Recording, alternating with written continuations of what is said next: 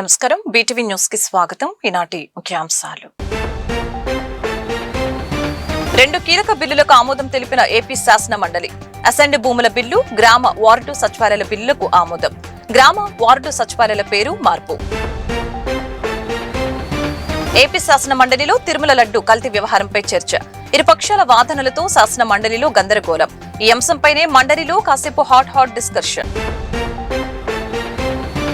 Faction బాధితుల కుటుంబంలో ఒకరికి ఉద్యోగం కల్పించే బిల్లు అసెంబ్లీలో ప్రవేశపెట్టిన మంత్రి నారా లోకేష్. ఫ్యాక్షన్ రాజకీయాలకు శాశ్వతంగా ముగింపు పలకటమే తమ లక్ష్యమన్న మంత్రి. గత ప్రభుత్వం ఈ బిల్లును కౌన్సిల్లో ఉద్దేశపూర్వకంగా అడ్డుకుందని విమర్శ. ఇంద్రకీలాద్రిపై 3 రోజుల పాటు జరగనున్న కుంభాభిషేకం మహాక్రతువు ఘనంగా ఏర్పాట్లు చేశామన్న జిల్లా కలెక్టర్ లక్ష్మీష. సామాన్య భక్తులకే పెద్దపీట వేస్తున్నామని కలెక్టర్ స్పష్టీకరణ. ఆంధ్రప్రదేశ్ శాసన మండలి 2 కీలకమైన బిల్లులకు ఆమోదం తెలిపింది. అసెంబ్లీ భూముల చట్ట సవరణ బిల్లు, ఏపీ గ్రామ వార్డు సచివాలయాల పునర్వ్యవస్థీకరణ బిల్లుల్ని మండలి ఆమోదించింది. మంత్రి అనగాని సత్యప్రసాద్ సభలో వివరించిన ప్రకారం ఈ సవరణ ద్వారా ప్రభుత్వం కేటాయించిన అసెంబ్లీ భూములను క్లీన్ ఎనర్జీ ప్రాజెక్టులకు లీజ్ కు ఇచ్చే అవకాశం లభిస్తోంది. బంజరు లేదా చౌడు భూములుగా ఉండి సాగుకు పనికిరాని అసెంబ్లీ భూములకు ఈ లీజు ద్వారా భరోసా లభిస్తుంది. ఎకరాకు ఏడాదికి 31,000 లీజు ఇవ్వాలని నిర్ణయించారు. ప్రతి 2 ఏళ్లకు లీజు మొత్తాన్ని 5% మేర పెంచుతూ చట్టంలో సవరణ చేశారు. అసెంబ్లీదారుల పూర్తి అనుమతితోనే భూములు తీసుకుంటారు. ట్రైపార్టీ అగ్రిమెంట్ అంటే త్రిపక్ష ఒప్పందం ద్వారా లబ్ధిదారులకు పూర్తి రక్షణ కల్పిస్తారు. ఈ చట్టంతో రాష్ట్రంలో సుమారు 10 లక్షల కోట్ల విలువైన క్లీన్ ఎనర్జీ ప్రాజెక్టులు వచ్చే అవకాశం ఉంది. గ్రామాలను అభివృద్ధి పదంలో నడిపిస్తూ ప్రజలకు మరింత మెరుగైన సేవలు అందించడమే ఈ మార్పు వెనుక ఉన్న ప్రధాన ఉద్దేశం. Minister of revenue to move the motion for taking into consideration of the Andhra Pradesh assigned lands provision of transfers amendment bill 2022. Honorable Chairman, sir, I move that the Andhra Pradesh Assigned Lands Provision and Transfers Amendment Bill 2026 be taken into consideration. Motion moved. రాష్ట్ర అభివృద్ధి అలాగే యువతకు ఉపాధి కల్పించాలని తపనతో అభివృద్ధిని వికేంద్రీకరణ చేసుకుంటూ రాష్ట్రంలో పరిశ్రమల ఏర్పాటు, అలాగే ఏదైతే మనం ఏ జోనల్ వారీగా ఇప్పుడు విశాఖపట్నంలో మనం చూస్తే డేటా సెంటర్లు అవ్వచ్చు, తిరుపతి వైపు చూస్తే అంటే మనకి ఎలక్ట్రానిక్ సిటీ అవ్వచ్చు, అలాగే అనంతపూర్ వైపు మనకి స్పేస్ ఇది అవ్వచ్చు. అలాగే ముఖ్యంగా అధ్యక్ష విద్యుత్ రంగంలో అధ్యక్ష మనకి రెన్యూవల్ ఎనర్జీ, గ్రీన్ ఎనర్జీ ఏర్పాటు చాలా కీలకంగా మారింది అధ్యక్ష. 20 లక్షల ఉపాధి కల్పన అనేది మా కూటమి ప్రభుత్వం యొక్క లక్ష్యం అధ్యక్ష. దీంట్లో కీలక పాత్ర ఈ యొక్క గ్రీన్ ఎనర్జీ, రెన్యూవల్ ఎనర్జీ అనేది ఉంటుంది అధ్యక్ష. ఈ భూములు లీజ్ ఇవ్వడం ద్వారా అధ్యక్ష ఎకరానికి 31,000 రూపాయలు నికర ఆదాయం వెనుకబడిన వర్గాలకు. ఎందుకంటే అధ్యక్ష ముఖ్యంగా ఈ భూములన్నీ కూడా రాయలసీమ ప్రాంతంలో ఉన్నటువంటి బీడు ఉన్నటువంటి ప్రాంతాల దగ్గర బంజర్ భూముల అధ్యక్ష, చౌడు భూముల అధ్యక్ష ఇవన్నీ కూడా ఉండే విధంగా ఉంటాయి అధ్యక్ష. అలాగే ప్రతి 2 ఏళ్లకు కూడా 5% లీజు కూడా పెంచడం కోసం ఇది ప్రతిపాదించిన అధ్యక్ష. ఆంధ్రప్రదేశ్ అసైన్ చేయబడిన భూములు అంతరణ నిషేధ చట్టం 1977 అధ్యక్ష ఒక రక్షణాత్మకమైన చట్టం అధ్యక్ష. మరి ఈ భూమి లేని పేద వ్యక్తులకు జీవనోపాధికి వ్యవసాయం చేసుకునే నిమిత్తం అధ్యక్ష అసైన్ చేయబడుతుంది అధ్యక్ష. I shall now request the Minister of Revenue to move the motion for passing the bill. Honorable Chairman, sir, I move that the Andhra Pradesh Lands Provision of Transfer Amendment Bill 2026 be passed. The question is that the bill be passed. Those who are for the motion, please say aye. Those who are against, please say no. I say it. The motion is carried. AP శాసన మండలిలో తిరుపతి లడ్డు కల్తీ వ్యవహారంపై చర్చ విషయంలో గందరగోళం నెలకొంది. ఒకే అంశంపై ఒకే రోజు 2 తీర్మానాలను ఆమోదించడం మంచిది కాదంటూ మండలి చైర్మన్ మోషన్ రాజు తీరును మంత్రులు పయ్యావుల కేశవ్, నాదెండ్ల మనోహర్ తప్పుపట్టారు. వైసీపీ సభ్యులు ప్రొసీజర్ ని ఉల్లంఘిస్తున్నారని అన్నారు. వైసీపీ సభ్యులు తప్పుడు సాంప్రదాయాన్ని తీసుకువచ్చారని ధ్వజమెత్తారు. ఈ విషయంలో గందరగోళం నెలకొనగా మండలి చైర్మన్ కొయ్యే మోషన్ రాజు కల్పించుకున్నారు. వైసీపీ సభ్యులు చేసిన పొరపాటు అనే మాటను ఉపసంహరించుకోవాలని సూచించారు. ఈ అంశంపైనే మండలిలో కాసేపు హాట్ డిస్కషన్ నడిచింది. తిరుపతి దేవస్థానంలో లడ్డీలో కల్తీ జరిగింది అని అంటే 1978లో ఇది జరిగింది, 65లో ఇది జరిగింది, 98లో ఇది జరిగింది. మీరు 5 ఏళ్ల పాటు గవర్నమెంట్ లో ఉంటే ఎందుకు వీటి మీద చర్యలు తీసుకోలేకపోయారు? చేతగాంతనమా ఇది? ఈ రోజు మళ్ళీ మా ముందుకు వచ్చి చెప్తున్నారు 5 ఏళ్ల పాటు నోరు మెదపకుండా ఉన్నటువంటి ఈ రోజు ఏదో జరిగిందని ప్రజల్ని భ్రమ పెట్టేటువంటి ప్రయత్నం చేయొద్దు. వాస్తవాలని వాస్తవాలుగా మాట్లాడండి. ఏదైతే 2004లో ఆగస్టులో అధ్యక్ష టెండర్లో పార్టిసిపేట్ చేసింది అధ్యక్ష. టెండర్లో పార్టిసిపేట్ చేసింది మంత్రి గారు L3గా అధ్యక్ష.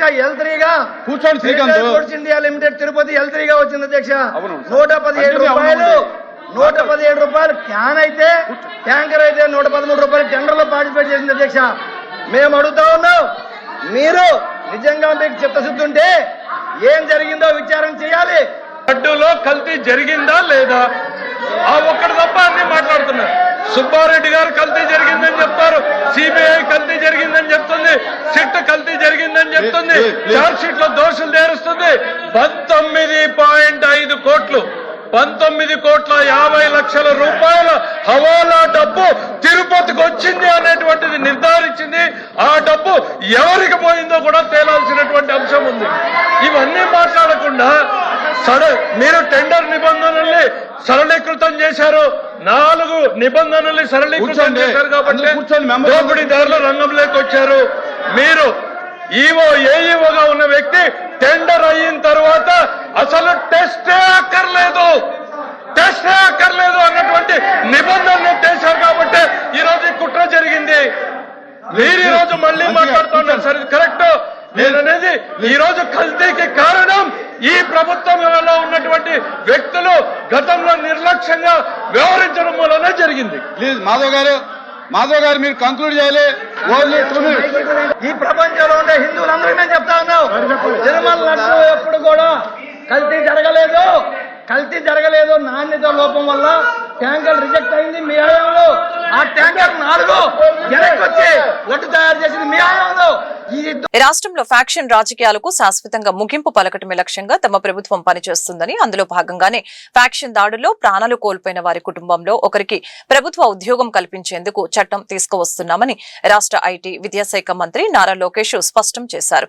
పల్నాడులో దారుణ హత్యకు గురైన బీసీ నేత తోట చంద్రయ్య కుటుంబానికి న్యాయం చేసే క్రమంలో ఏపీ పబ్లిక్ సర్వీస్ నియామకాల సవరణ బిల్లును ఆయన ఇవాళ శాసనసభలో ప్రవేశపెట్టారు.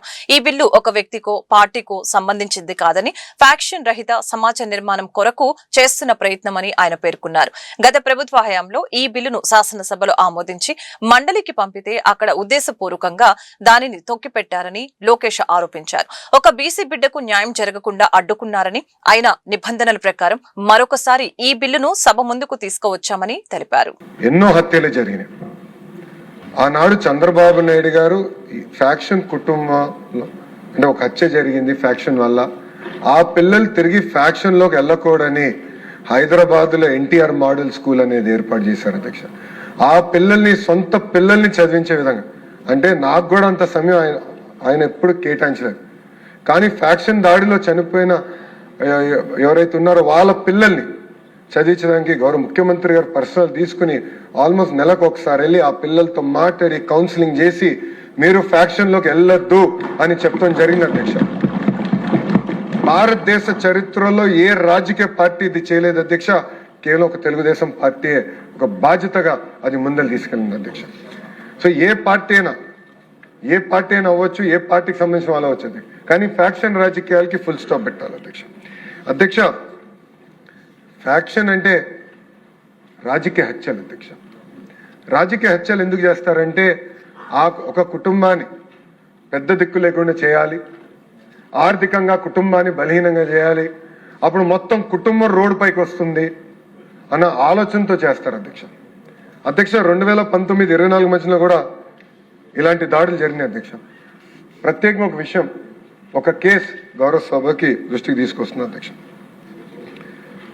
ఈ వ్యక్తి బడుగు బలహీన వర్గాలకి చెందిన వ్యక్తి, ఒక బీసీ నాయకుడు, నిరంతరం గ్రామంలో ఉన్న సమస్యల గురించి పోరాడిన వ్యక్తి, అతను నమ్ముకున్న సిద్ధాంతం కోసం నిలబడిన వ్యక్తి, అహర్నిశలు ప్రజలకు అందుబాటులో ఉన్న వ్యక్తి, అధికారంలో ఏ పార్టీ ఉన్నా వాళ్ళ సమస్యలు పరిష్కరించేదానికి పోరాడిన వ్యక్తి.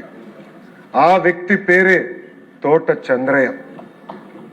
2000 అధ్యక్ష మీరు చూస్తే 2022లో జనవరి 12న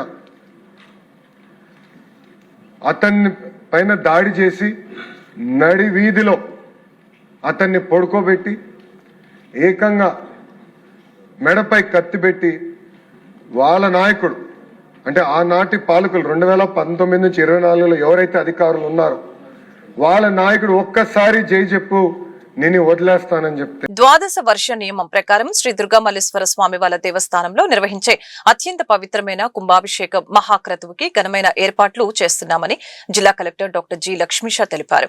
గౌరవ ప్రజాప్రతినిధులు, సమన్వయ శాఖల అధికారులు, ట్రస్ట్ బోర్డు భక్తుల సమిష్ట భాగస్వామ్యంతో కార్యక్రమాన్ని విజయవంతం చేద్దామని కోరారు.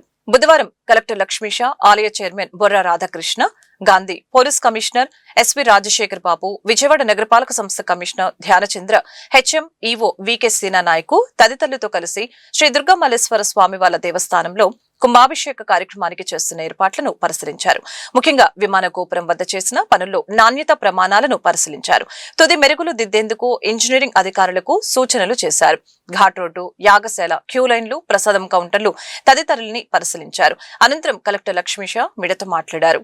ఈ నెల 6 నుంచి 8వ తేదీ వరకు కుంభాభిషేక మహోత్సవ కార్యక్రమాలు జరుగుతాయని, గౌరవ సీఎం, డిప్యూటీ సీఎం, ఇతర ప్రముఖులు వచ్చేందుకు అవకాశం ఉన్న నేపథ్యంలో పటిష్ట ఏర్పాట్లు చేస్తున్నట్లు తెలియజేశారు. డ్రోన్లు, ఏఐ సాంకేతికతను ఉపయోగించుకుంటున్నామని తెలిపారు. సామాన్య భక్తులకు పెద్దపీట వేయడం జరుగుతుందని ఈ సందర్భంగా కలెక్టర్ లక్ష్మీషా వివరించారు. ఎన్నో సంవత్సరాలు ఒకసారి 12 సంవత్సరాలు ఒకసారి వచ్చే మహాకుంభాభిషేకం మనకు ఆచరించే సమయం ఆసన్నమైంది. ఈ మార్చి 6, 7, 8వ తారీఖున అమ్మవారి ఆలయంలో మహాకుంభాభిషేకం ఉంటుంది. దానికి కావాల్సిన అన్ని ఏర్పాట్లు ఇప్పుడే సిపి గారు, అలాగే ఈఓ గారు, చైర్పర్సన్ గారు, అలాగే కమిషనర్ అందరితో కలిసి పర్యవేక్షించడం జరిగింది. దీనికి ఆనరబుల్ చీఫ్ మినిస్టర్ గారు, డిప్యూటీ చీఫ్ మినిస్టర్ గారు, మరింత పెద్దలందరూ వచ్చే అవకాశం ఉంది కాబట్టి, అలాగే భక్తులు కూడా ఆ టైంలో ఎక్కువ మంది ఫుడ్ ఫాల్ అయ్యే అవకాశం ఉంది కాబట్టి ఎక్కడ కూడా వచ్చే భక్తులకి ఇబ్బంది కలగకుండా, అలాగే వచ్చే విఐపీలకి, అట్లాగే ఇది 12 సంవత్సరాల తర్వాత వస్తున్న ఒక సెలబ్రేషన్ కాబట్టి ఆ డివినిటీ కూడా ఎక్కడ ఇబ్బంది కలగకుండా అన్ని రకాలుగా ఏర్పాటు చేయడానికి మనం ప్లాన్ చేసుకున్నాము. అదే ప్రకారంగా ఏర్పాటు ఇప్పటికీ అన్ని ఫైనల్ స్టేజ్కి వచ్చి ఉన్నాయి. అక్కడ స్ట్రక్చర్ అయితేనేంటి, అలాగే వచ్చి వెళ్ళే భక్తాదులకి ఫెసిలిటీస్ అయితేనేంటి, ఇవన్నీ దాని గురించి ఆరా తీయడం జరిగింది. అన్నీ on the as per the expectation ఈ ప్రిపరేషన్ జరిగి ఉంది. వచ్చే భక్తులకి మీ ద్వారా, మీడియా మిత్రుల ద్వారా విన్నపం ఏంటంటే, అమ్మవారికి మీరు దర్శనకు వస్తున్నప్పుడు భక్తిభావంతో వస్తారు కాబట్టి అదే భక్తిభావంతో అమ్మవారిని చూసుకొని మీరు సేఫ్గా ఇంటికి వెళ్ళాలని చాలా కొన్ని ఇక్కడ మార్పులు చేర్పు తీసుకొస్తున్నాము. క్యూ లైన్స్ ఏంటంటే, అలాగే డైరెక్షన్స్, అలాగే వచ్చి వెళ్ళడానికి వస్తున్నప్పుడు హోల్డింగ్ ఏరియాసు, అలాగే పార్కింగ్ ఏరియాసు, అలాగే చెప్పల స్టాండ్స్ ఇవన్నీ కూడా పెట్టేసి చాలా జాగ్రత్తగా ఏర్పాటు చేసాము. అవన్నీ వాడుకోండి. ఎప్పుడూ వస్తున్నాము పర్వాలేదు లేని టైప్ కాకుండా దయచేసి మీరు కొంచెం డిసిప్లిన్గా వచ్చి అమ్మవారిని భక్తిభావంతో తీసుకొని వెళ్ళాలని కోరుకుంటున్నాను. ఈసారి ప్రత్యేకతలో వచ్చి సాంకేతికత, టెక్నాలజీ మీకు అందరికీ తెలుసు, దసరాలో కూడా వాడాము. అదే సాంకేతికతని ఈ 3 రోజులు కూడా వాడబోతున్నాము. ఇది ఒక మినీ దసరాలాగే ఉంటుంది. లక్షలాది మంది భక్తులు దాదాపుగా పర్ డే ఈ 6, 7, 8వ తారీఖున రోజుకి ఏమి లేదన్నా 1,00,000 మంది వచ్చే అవకాశం కూడా ఉంది భక్తులు. కాబట్టి దానికి తగ్గట్టే కావాల్సిన అన్ని ఏర్పాట్లు, అటు బందోబస్తు, ఇటు ఫెసిలిటీసు అన్నీ కూడా ఏర్పాటు చేయడం జరిగింది. వచ్చే భక్తులకి ఏమి ఇబ్బంది కలగకుండా సామాన్య భక్తులకి పెద్దపీఠం అనే నినాదంతోనే ఈసారి ముందుకెళ్తున్నాము. దీనికి తగ్గట్టుగా ఇప్పటికే ఏర్పాట్లు జరిగి ఉన్నాయి. ఇటు టెంపుల్ చైర్పర్సన్ గారు, అలాగే టెంపుల్ కమిటీ సభ్యులందరూ సహకారము, అలాగే ఈఓ గారు, అలాగే డిపార్ట్మెంటు, అలాగే ఇక్కడ పోలీస్ కమిషనరు, అట్లాగే విఎంసీ ఆధ్వర్యంలో ఈ అన్ని కార్యక్రమాలు సజావుగా జరిగే అవకాశం ఉంది. అదే ప్రకారం ఏర్పాటు చేశాం. ఇక స్టేట్ నుంచి గౌరవ ముఖ్యమంత్రి వర్లు, ఉప ముఖ్యమంత్రి వర్లు, అలాగే గౌరవ ఎండోమెంట్ మంత్రులు ఎప్పటికప్పుడు మన దగ్గర నుంచి ఇన్ఫర్మేషన్ తీసుకొని అరేంజ్మెంట్స్ ఎలాగున్నాయని ఇన్ఫర్మేషన్ తీసుకొని మనకు దిశానిర్దేశాలు ఇస్తున్నారు. అదే ప్రకారం చేస్తున్నాము. సో ఎప్పుడు చేసినట్టు ఈసారి కూడా చాలా చక్కగా ఈ మహాకుంభాభిషేక ఉత్సవాన్ని బాగా నిర్వహించడానికి మీరు కూడా అందరూ సహకరించాలి. భక్తులందరూ కూడా ఈ కార్యక్రమం వచ్చి ఈ కార్యక్రమం పాల్గొనాలి. అలాగే ఈ కార్యక్రమం ఇంద్రకీలాద్రిపై జరుగు పవిత్రమైన కుంభాభిషేక మహాక్రతువుకి 3 రోజుల పాటు రోజుకి 1,00,000 నుంచి 1,50,000 మంది భక్తులు వచ్చే అవకాశం ఉందన్న అంచనాతో పటిష్ట భద్రత ఏర్పాట్లు చేస్తున్నట్లు పోలీస్ కమిషనర్ ఎస్వి రాజశేఖర్ బాబు తెలిపారు. దాదాపు 1,500 మంది సిబ్బందితో భద్రతకు చర్యలు తీసుకుంటున్నామని, ఇంటిగ్రేటెడ్ కమాండ్ కంట్రోల్ కేంద్రం కూడా ఈ నెల 5వ తేదీ నుంచి పనిచేస్తుందని వివరించారు. ఈ కమాండ్ కంట్రోల్ కేంద్రం సహాయంతో అన్ని శాఖల అధికారులను సమన్వయం చేసుకుంటూ కార్యక్రమాన్ని విజయవంతం చేసేందుకు కృషి చేస్తామని రాజశేఖర్ బాబు తెలిపారు. నిర్వహించాలని జిల్లా యంత్రాంగం, అదేవిధంగా దేవాదాయ శాఖ వారు తీసుకున్న నిర్ణయం మేరకు భారీ భద్రతా ఏర్పాట్లు చేస్తున్నాము. ముఖ్యంగా మీరు చూశారు, మహాకుంభాభిషేకము పైన కలశం వరకు వెళ్లాల్సిన అవసరం ఉంది కాబట్టి ఈరోజు స్ట్రెంత్, తర్వాత డిజైన్, ఆర్కిటెక్చర్ అంతా కూడా ఈరోజు పరిశీలించడం జరిగింది. ఎందుకంటే గౌరవ ముఖ్యమంత్రి వర్యులు వారు గోపురం మీద కలశానికి వారు మహాకుంభాభిషేకం చేస్తారు కాబట్టి అన్ని భద్రతా ఏర్పాట్లు చూడడం జరిగింది. అదేవిధంగా ఈ 3 రోజులు లక్షల్లో భక్తులు వస్తారు కాబట్టి 2012 సంవత్సరంలో చూస్తే భక్తులు ఎంత వచ్చారు అనే దాని మీద అంచనా వేసుకొని ఇప్పుడు ఎంత వస్తారు అని ఒక అంచనాకు వస్తున్నాము.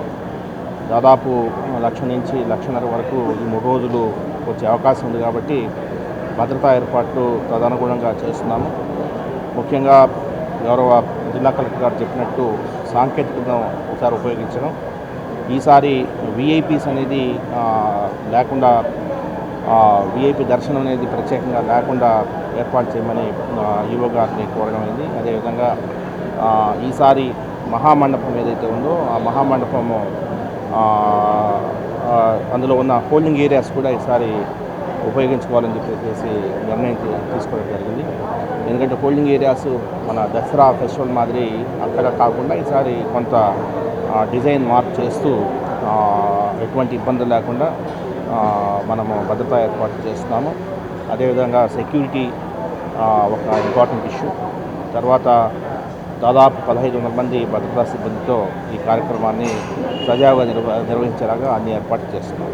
కమాండ్ కంట్రోల్ సెంటర్ కూడా 5వ తారీఖు కల్లా కమాండ్ కంట్రోల్ సెంటర్ కూడా ఏర్పాటు అవుతుంది. అక్కడి నుంచి జిల్లా యంత్రాంగం, పోలీస్ శాఖ, దేవాదాయ శాఖ కూడా ఒక కంచికామకోటి పీఠాధిపతి శ్రీ శంకర విజయేంద్ర సరస్వతి స్వామివారి ఆధ్వర్యంలో జరిగే 3 రోజుల మహా ఆధ్యాత్మిక క్రతువుకి ఎంతమంది వచ్చినా ఇబ్బంది లేకుండా ఏర్పాట్లు చేస్తున్నామని అన్ని శాఖల అధికారులు, సిబ్బంది భాగస్వామ్యంతో కార్యక్రమాన్ని గ్రాండ్ సక్సెస్ చేద్దామని ఆలయ ఈవో సీనా నాయక్, ఆలయ చైర్మన్ బుర్ర రాధాకృష్ణ గాంధీ తెలిపారు. మంచినీరు, పాలు, మజ్జిగ, బిస్కెట్లు వంటి వాటిని ఇచ్చేందుకు ఏర్పాట్లు చేస్తున్నామని అన్నారు. ఏర్పాట్లు చివరి దశకు చేరుకున్నాయని తెలిపారు. కార్యక్రమానికి సంబంధించి గౌరవ సీఎంతో పాటు ప్రముఖులకు శుభ ఆహ్వానాలు అందించామని తెలిపారు. భక్తుల రద్దీని బట్టి నిరంతర పర్యవేక్షణతో పటిష్ట ప్రణాళికతో దర్శనాలకు ఏర్పాట్లు చేస్తున్నామని, 3వ రోజు మాత్రం అంతరాలయం దర్శనాన్ని పూర్తిగా నిలిపివేస్తున్నట్లు తెలిపారు.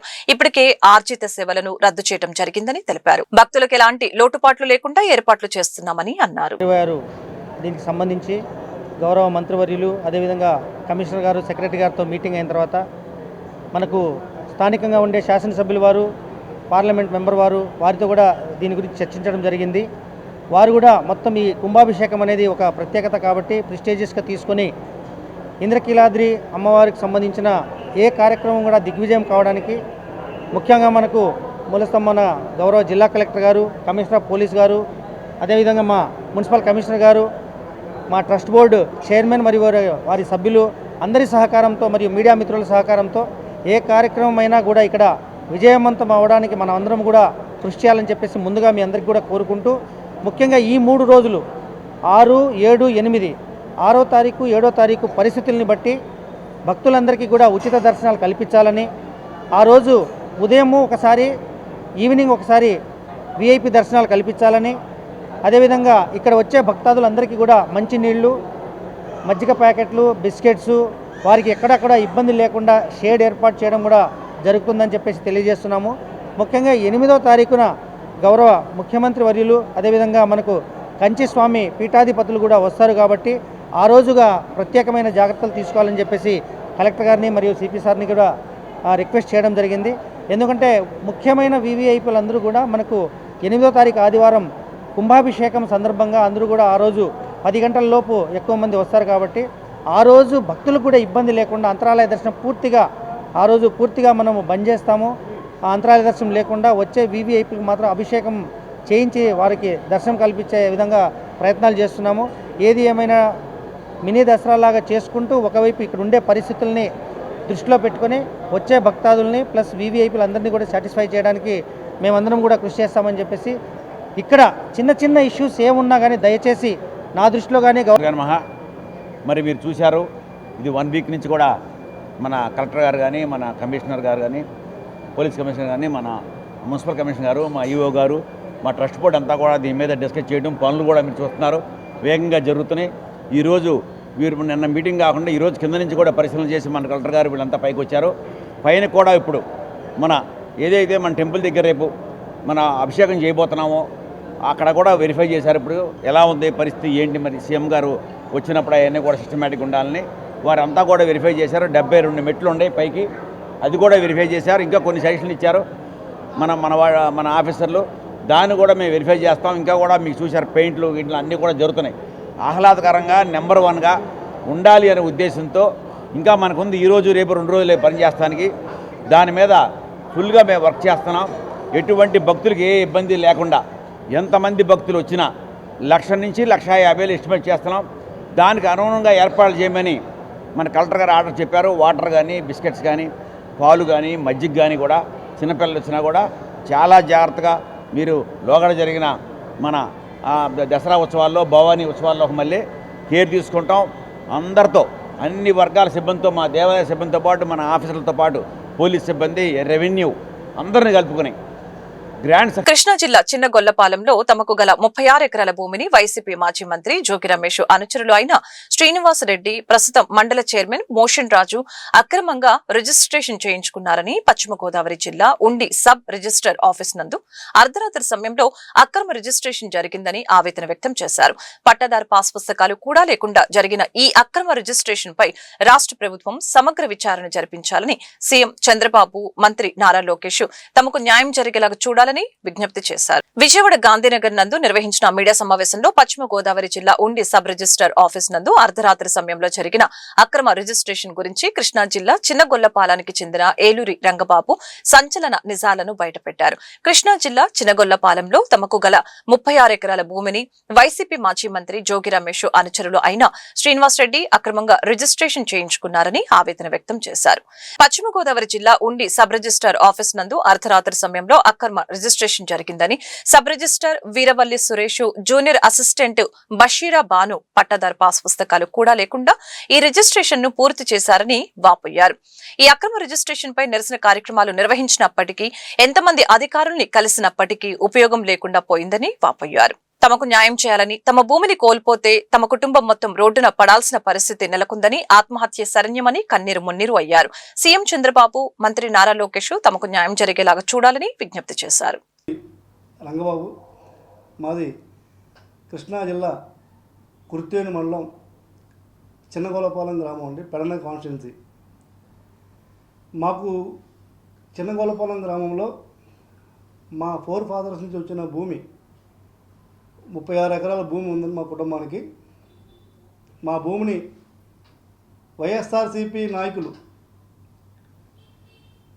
జోగి రమేష్ గారి అనుచరుడు శ్రీనివాసరెడ్డి అనే వ్యక్తి ఒక ల్యాండ్ గ్రాబరు, అలాగే ప్రస్తుత మండలి చైర్మన్ భీమవరానికి చెందిన మోషన్ రాజు గారు, వీళ్ళిద్దరూ కలిపి ఉండి సబ్ రిజిస్టర్ అయిన వీరవల్లి సురేష్ అనే ఒక కరప్షన్ సబ్ రిజిస్టర్ని మేనేజ్ చేసుకుని అర్ధరాత్రి 1 గంటకి నా భూమిపై ఒక అక్రమ రిజిస్ట్రేషన్ పెట్టారండి. అర్ధరాత్రి 1 గంటకి రిజిస్ట్రేషన్ చేసేటప్పటికి మేము వెంటనే వెళ్ళి లైవ్లో పట్టుకున్నాం. ఆ రిజిస్ట్రేషన్ ఏ విధంగా చేస్తున్నారంటే చాలా అక్రమంగా. ఇదిగోండి పట్టాదారు పాస్బుక్స్ అడంగల్లో కూడా అన్నీ మా పేర్లో ఉన్నాయండి. మా కుటుంబ సభ్యుల పేరు కానీ, నా తమ్ముళ్ళ పేరు కానీ, నా పేరు, మా పేర్లో ఉంటాయండి.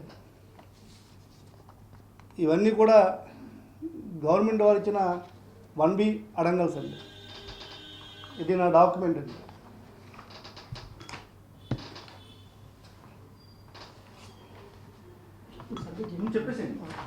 ఇది పట్టాదారు పాస్బుక్స్ అన్నీ మాకుండగా, అన్ని హక్కులు మాకుండగా అంగన్వాడీల అక్రమ అరెస్టులు అమానుషమని, శాంతియుతంగా నిరసన తెలుపుతున్న అంగన్వాడీల్ని నిర్బంధించడం, అక్రమ అరెస్టులు చేయడం ఎంతవరకు సమంజసమని సిఐటియు నాయకులు శ్రీనివాసరావు ధ్వజమెత్తారు. అంగన్వాడీల అక్రమ అరెస్టుల్ని ఖండిస్తూ విజయవాడ లెనిన్ సెంటర్ నందు కేంద్ర కార్మిక సంఘాల ఆధ్వర్యంలో నిరసన కార్యక్రమం నిర్వహించారు. ఈ సందర్భంగా సిఐటియు నాయకులు సిహెచ్ శ్రీనివాసరావు మాట్లాడారు. గత వైసీపీ ప్రభుత్వంలోనూ ప్రస్తుత కూటమి ప్రభుత్వంలోనూ అంగన్వాడీలకు న్యాయం జరగలేదని ఆవేదన వ్యక్తం చేశారు. అంగన్వాడీలకు కనీస వేతనం 26,000 రూపాయలు ఇవ్వాలని, శాంతియుతంగా నిరసన చేస్తున్న అంగన్వాడీలను అక్రమంగా అరెస్టు చేయడం అమానుషమని తెలిపారు. అంగన్వాడీలను వెంటనే విడుదల చేయాలని, అదేవిధంగా అంగన్వాడీల సమస్యల్ని రాష్ట్ర ప్రభుత్వం వెంటనే పరిష్కరించాలని డిమాండ్ చేశారు. లేని పక్షంలో తమ ఉద్యమాన్ని మరింత ఉధృతం చేస్తామని స్పష్టం చేశారు. లెర్నింగ్ సెంటర్లో మా నిరసన తెలియజేస్తాము.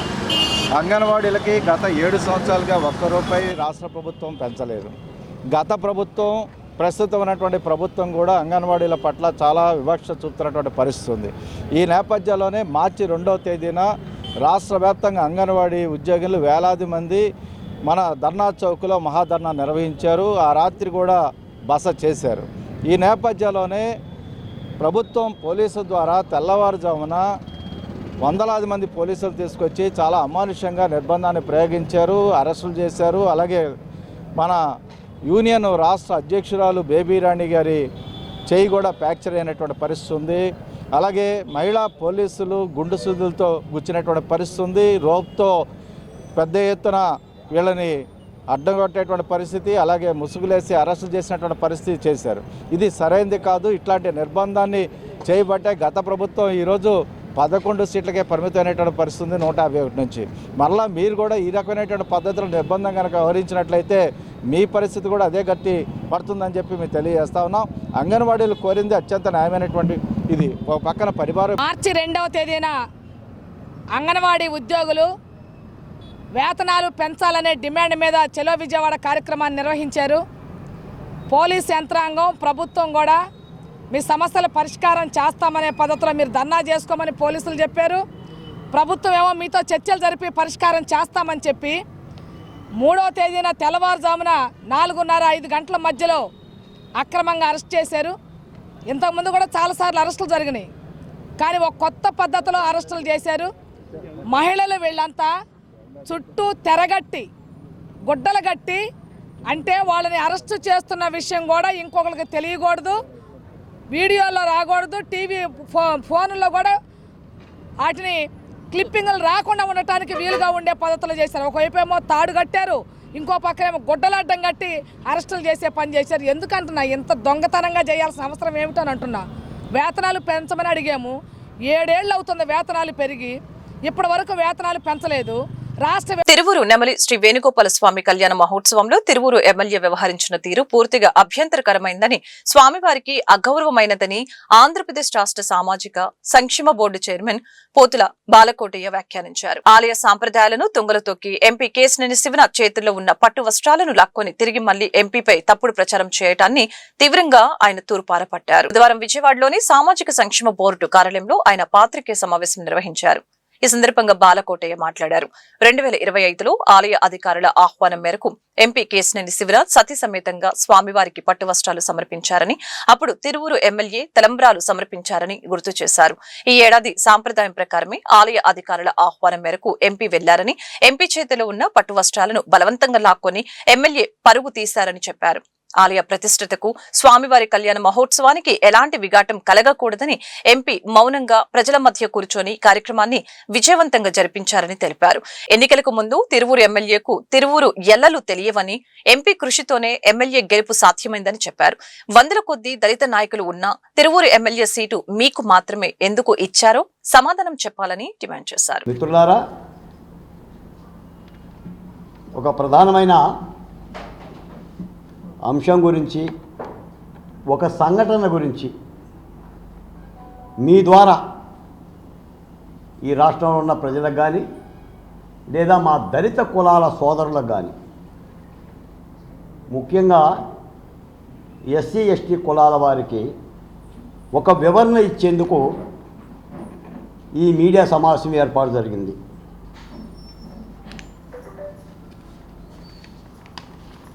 మీ అందరికీ తెలుసు,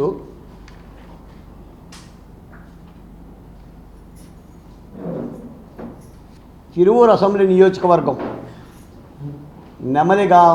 నెమలి గ్రామంలో స్వయంభూ ఆలయం శ్రీ వేణుగోపాల స్వామివారి ఆలయంలో ఏటేటా జరిగే కళ్యాణ మహోత్సవాల సందర్భంగా విజయవాడ పార్లమెంటు సభ్యులు, పెద్దలు, గౌరవనీయులు కేశినేని శివనాథ్ గారిని ఆలయ అధికారులు ఆహ్వానించడం జరిగింది. 2025లో కూడా విజయవాడ ఎంపీ కేశినేని శివనాథ్ గారిని ఆలయ అధికారులు ఆహ్వానిస్తే ఎంపీ గారు సతీ సమేతంగా ఆలయానికి వెళ్ళి స్వామివారికి వెండి పళ్ళెంలో పట్టు వస్త్రాలు సమర్పించటం జరిగింది 2025. అదే సాంప్రదాయ పద్ధతిలో మళ్ళీ ఎంపీ గారికి ఆలయ అధికారులు స్వయంగా కార్యాలయానికి వచ్చి ఆహ్వానిస్తే సతీ సమేతంగా ఆలయానికి వెళ్ళి పట్టు వస్త్రాలు సమర్పించేందుకు ఎంపీ గారు వెళ్ళటం జరిగింది. దీనిని పురస్కరించుకొని స్థానిక ఎమ్మెల్యే, తిరువూరు ఎమ్మెల్యే ఒక వివాదమైన అంశాన్ని తెర మీదకి తెచ్చి ఎంపీ గారిని చాలా చులకన చేస్తూ జరిగిన సంఘటన వేరు, చెబుతున్న విధానం వేరు, ఆయన ఆరోపణలు వేరు, ఎంపీ గారి మీద చేస్తున్న దాడి వేరు. దీనిని ఖండించాల్సిన ధర్మం ప్రభుత్వం నుంచి కానీ లేదా తెలుగుదేశం పార్టీ నుంచి కానీ ముస్లిం మైనార్టీల అభివృద్ధి కోసం కాంగ్రెస్ పార్టీ ఎంతో కృషి చేసిందని వైఎస్ షర్మిల అన్నారు. రంజాన్ మాసాన్ని పురస్కరించుకొని ఆంధ్రరత్న భవన్ లో ఏర్పాటు చేసిన ఇఫ్తార్ విందులో ఆమె పాల్గొన్నారు. ఈ సందర్భంగా ముస్లిం సోదరులను ఆప్యాయంగా పలకరించి రంజాన్ మాస శుభాకాంక్షలు తెలియజేశారు. రంజాన్ ప్రార్థనలు ముగిసిన అనంతరం అందరితో కలిసి విందు స్వీకరించారు.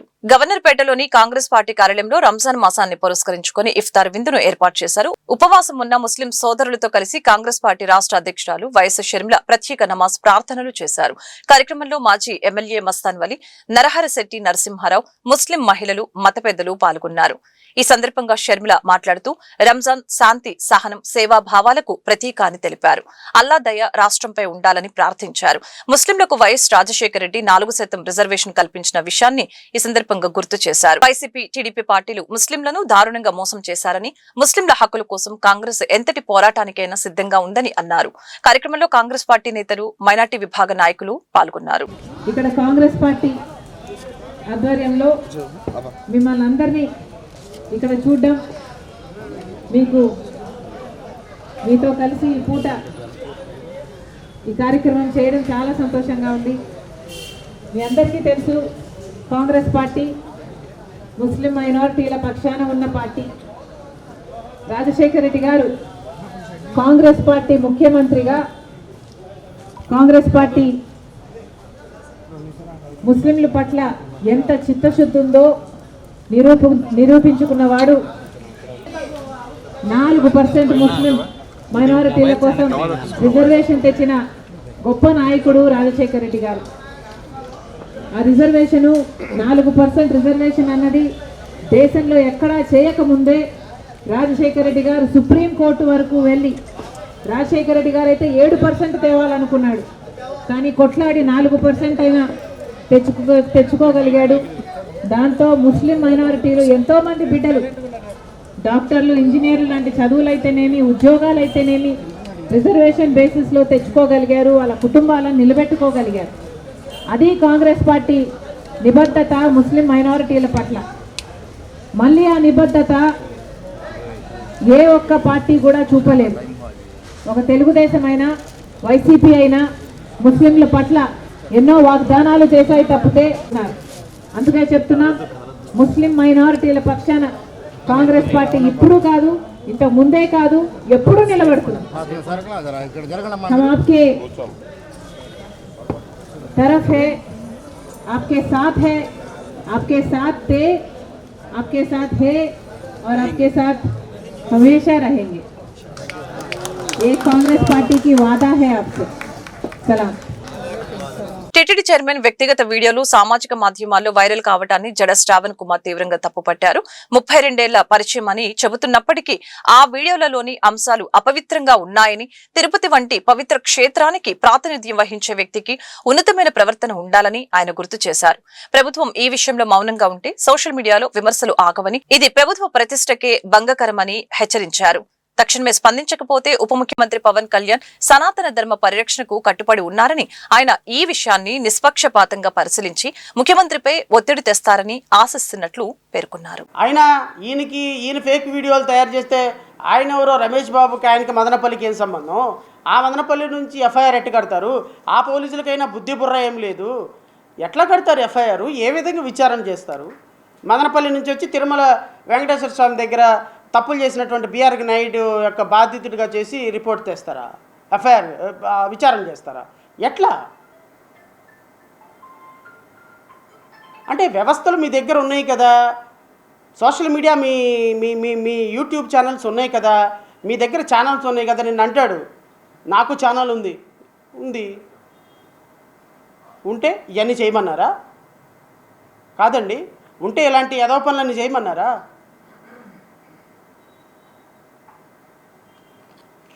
చేసి మళ్ళీ రివర్స్ డ్రామా ఆడి రివర్స్గా మళ్ళీ బెదిరించమన్నారా? ఎంత ధైర్యం అండి మీకు అసలు? అదే ఇంకొకటి ఈ తప్పు చేస్తే ఊరుకుంటారా? ఎవరికన్నా జడాశ్రావణకు మరి ఒక చిన్న మెసేజ్ దొరికిందైతే ఊరుకుంటారా మీరు? ఇన్ని తప్పులు చేసినప్పటికీ, ఇంత పెద్ద తప్పు చేసినప్పటికీ కూడా మాట్లాడటానికి ఒక మీడియా ఛానల్ లేకుండా, ప్రచారం ప్రసారం చేయడానికి ఒక మీడియా ఛానల్ లేకుండా, కనీసంగా ఈయన మీద చర్యలు తీసుకుంటాము అనేటువంటి ఒక స్పష్టమైన ప్రకటన కూడా చేసే చేతకాని చావలేని సిస్టంలో మనం బతుకుతున్నందుకు సిగ్గుపడుతున్నానండి. Yes, really I'm pity. అతని మీద విచారణకు ఆదేశిస్తాము, అతను చేసింది రైటో కాదో తప్పు మేము తేలుస్తాము, తాత్కాలికంగా అతన్ని అక్కడి నుంచి తొలగించి దాని మీద విచారణకు ఆదేశిస్తామన్న మాట గౌరవ ముఖ్యమంత్రి గారి దగ్గర నుంచి, ఉప ముఖ్యమంత్రి గారి దగ్గర నుంచి రాకపోతే, అందుకులో పవిత్ర పుణ్యక్షేత్రంలో పనిచేసేటువంటి అధ్యక్షులకి, టీటీడీ చైర్మన్కి ఇలాంటి పరిస్థితి ఉంటే, గత పాలక మండలిలో పిచ్చిబత్తాయి అని ఒకరు ఉన్నారు, పృథ్వీరాజ్, వెనక నుంచి వచ్చి వాటేసుకుంటారని ఒక ఆడియో కాల్ బయటకు వచ్చింది. మీరు నమ్మరండి, కరోనాలో కూడా కొన్ని వందల డిబేట్లు పెట్టి అతన్ని రాజీనామా చేయించేదాకా కూడా మీడియా ఛానల్స్ TV5 ABN వదల్లా, మహా టీవీ. ఆఖరికి మాజీ ముఖ్యమంత్రి జగన్మోహన్ రెడ్డి గారు ఇమ్మీడియట్గా ఆయన రిజైన్ చేయించమని చెప్పేసి immediately he has taken a call. ఇప్పుడు చెప్పండి, గత ముఖ్యమంత్రి ధర్మ పరిరక్షణ కోసం పనిచేస్తున్నారా, మీరు పనిచేస్తున్నారా?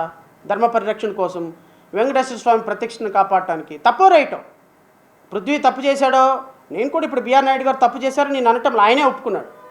నేను ఆయన మీద తప్పు చేశాడో రైట్. విజయవాడ ఆటోనగర్లోని జిల్లా పార్టీ కార్యాలయంలో జరిగిన విలేకరుల సమావేశంలో టీడీపీ రాష్ట్ర నాయకులు మాదిగాని గురునాథం మాట్లాడుతూ, తిరువూరు నియోజకవర్గంలోని నెమ్మరి వేణుగోపాల స్వామి కళ్యాణ మహోత్సవంలో జరిగిన సంఘటనపై ఆగ్రహం వ్యక్తం చేశారు. ఇది వైసీపీ నాయకులు ఉద్దేశపూర్వకంగా చేసిన రాజకీయమని విమర్శించారు. వైసీపీ జిల్లా అధ్యక్షుడు దేవినేని అవినాష్ ను ఉద్దేశించి ఉట్టికి ఎగరలేనమ్మా స్వర్గానికి ఎగిరినట్లు అనే సామెతతో విమర్శలు చేశారు. ఆయనకు పద్ధతి లేదని, స్వార్థ రాజకీయాల కోసం దైవ కార్యక్రమాలను కూడా వదలటం లేదని మండిపడ్డారు. ఎంపీ కేశినేని చిన్ని విజయవాడ అభివృద్ధి కోసం ఎంతో కృషి చేస్తున్నారని, ఆయన నిస్వార్థంగా పనిచేసే వ్యక్తి అని కొనియాడారు. రక్తం కూడా తింటూ రక్త చరిత్ర కలిగిన వారు అంటూ వైసీపీ నాయకులపై ఘాటు వ్యాఖ్యలు చేశారు. 50 ఏళ్లుగా దందాలు, హత్యలకు పాల్పడుతున్న వారికి నీతులు చెప్పే అర్హత లేదని అన్నారు. వైసీపీ నాయకులు ప్రజలను తప్పుదోవ పట్టిస్తున్నారని, రాబోయే రోజుల్లో ప్రజలే వారికి బుద్ధి చెప్తారని హెచ్చరించారు. నెమ్మలి వేణుగోపాల స్వామి కళ్యాణ మహోత్సవంలో జరిగినటువంటి అంశాలు సంబంధించి వైసీపీ పార్టీకి సంబంధించినటువంటి జిల్లా అధ్యక్షుడు దేవినేని అవినాష్ గారు ఊళ్ళోళ్ళ పెళ్లి కుక్కల కడావిడి అన్నట్టుగా, అది ఇంటర్నల్గా మా పార్టీకి సంబంధించినటువంటి అంశాన్ని రాజకీయ లబ్ధి పొందడం కోసం మా ఎంపీ గారి మీద అవాకులు చవాకులు వెళ్తున్నటువంటి నేపథ్యంలో దాన్ని ఖండించడం కోసం ఈ రోజున పత్రికల సమావేశం ఏర్పాటు చేయడం జరిగింది. దాన్ని ఖండిస్తున్నాం. మీరు దేవినేని అవినాష్ గారు కాదు అంత అర్హత ఉందా? మీరు రక్తం కూడు తింటూ రక్త చరిత్ర కలిగి విజయవాడ ప్రాంతాన్నే కాకుండా ఆంధ్రప్రదేశ్లో భయానకమైనటువంటి వాతావరణాన్ని కల్పించి చెట్టు పేరు చెప్పుకొని పొలాలను అడ్డం పెట్టుకొని కుక్క ముద్దు బిందుల్లాగా మా తాతలు నేతులు తాగారు, మా కూతురు వాసన చూడండి అసలు. వైసీపీ నేతలపై అనుచిత వ్యాఖ్యలు చేసిన టీడీపీ రాష్ట్ర నాయకులు మాదిగాని గురునాథంపై వైసీపీ నేతలు విరుచుకుపడ్డారు. ఏ పార్టీ అధికారంలో ఉంటే ఆ పార్టీకి గోడ దూకే పిల్లిని గురునాథమని ఘాటు విమర్శలు చేశారు. తూర్పు నియోజకవర్గంలో దేవినేని అవినాష్ చేసిన అభివృద్ధిపై చర్చకు సిద్ధమా అని సవాలు విసిరారు. ఎన్టీఆర్ జిల్లా వైఎస్ఆర్ కాంగ్రెస్ పార్టీ కార్యాలయంలో రాష్ట్ర ST cell general secretary Kavati Damodar, జిల్లా మహిళా వైస్ ప్రెసిడెంట్ ఇందుపల్లి సుభాష్నిలు మాదిగాని గురునాథంపై ధ్వజమెత్తారు.